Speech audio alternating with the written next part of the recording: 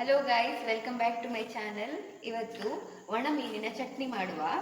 ಅದಕ್ಕೆ ಒಂದು ಕಾಲು ಗಡಿಯಷ್ಟು ಕಾಯಿ, ಒಂದು 2 ಬೆಳ್ಳುಳ್ಳಿ, ಮತ್ತು ಒಂದು ಅರ್ಧ ಚಮಚ ಕೊತ್ತಂಬರಿ ಬೀಜ, ಮತ್ತು ಸ್ವಲ್ಪ ಉಪ್ಪು ರುಚಿಗೆ ತಕ್ಕಷ್ಟು.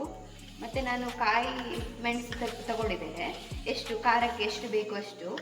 ಮತ್ತು ಸ್ವಲ್ಪ ಶುಂಠಿ ಮತ್ತು ಹುಳಿ. ಈ ಒಣ ಮೀನನ್ನು ಸ್ವಲ್ಪ ನೀರಲ್ಲಿ ಹಾಕಿ ಅದನ್ನು ಸ್ವಲ್ಪ ಎಣ್ಣೆ ಹಾಕಿ ಫ್ರೈ ಮಾಡಿ ಇಡುವಂಥದ್ದು. ಇದು ಗ್ರೈಂಡ್ ಮಾಡಲಿಕ್ಕೂ ಹಾಕ್ಬೋದು, ಇಲ್ಲಾಂದರೆ ಹೀಗೆ ಚಟ್ನಿ ಆದಮೇಲೆ ಕಟ್ ಮಾಡಿ ಸಹ ಹಾಕ್ಬೋದು. ಇದನ್ನು ಈಗ ಇಷ್ಟನ್ನು ಗ್ರೈಂಡ್ ಮಾಡಿ ತರ್ತೇನೆ. ನೋಡಿ, ಇಷ್ಟು ಗ್ರೈಂಡ್ ಆದರೆ ಸಾಕು, ಜಾಸ್ತಿ ಸಣ್ಣ ಆಗಬೇಕಾಗಿಲ್ಲ. ಇದಕ್ಕೀಗ ನಾವು ಆಗ ತೊಳೆದು ಕಟ್ ಮಾಡಿ ಇಟ್ಟಿದ್ದೇವಲ್ವ ಮೀನನ್ನು ಹುರಿದು ಎಣ್ಣೆಯಲ್ಲಿ, ಅದನ್ನು ಈಗ ಇದಕ್ಕೆ ಮಿಕ್ಸ್ ಮಾಡುವಂಥದ್ದು. ಅದಕ್ಕೆ ಬೌಲಿಗೆ ಶಿಫ್ಟ್ ಮಾಡ್ತೇನೆ.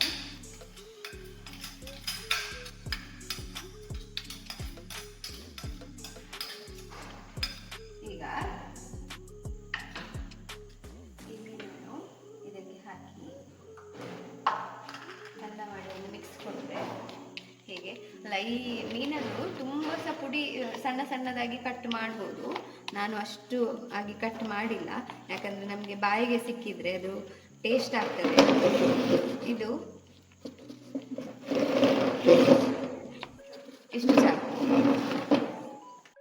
ಇದು ನಮ್ಮೂರಿನ ಕೊಚ್ಲಕ್ಕಿ ಗಂಜಿ ಜೊತೆ ಈ ಚಟ್ನಿ ಒಳ್ಳೆ ರುಚಿ ಕೊಡ್ತದೆ ನಮಗೆ.